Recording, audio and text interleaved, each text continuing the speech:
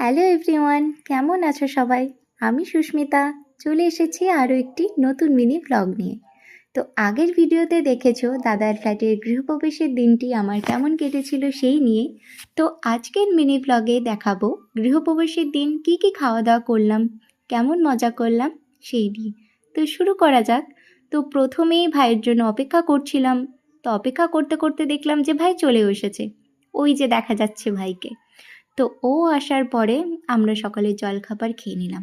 তো সকালের জলখাবারে ছিল লুচি, আলুর তরকারি, মিষ্টি। যদিও মিষ্টিটা আমরা কেউই খাইনি। তো দেখতেই পাচ্ছ বাইরে কেমন ঝড় বৃষ্টি চলছে।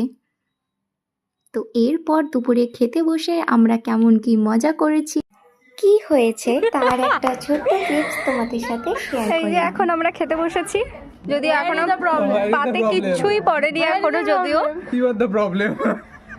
একটুও খিদে পাইনি। সকালে লুচি তরকারি খেয়ে পেটটা পুরো ভর্তি হয়ে গেছে। তাহলে কি আমার এখান থেকে উঠে যাওয়া উচিত?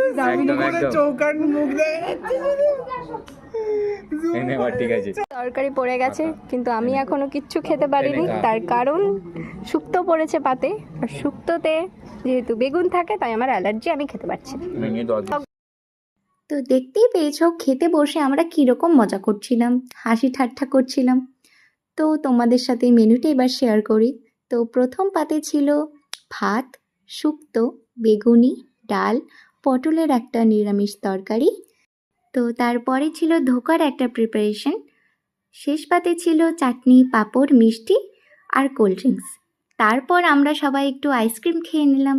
আইসক্রিম খাওয়ার পর আমরা ভাই বোনেরা মিলে একটু ফটোশ্যুট করে নিলাম। So yeah, that's it for today.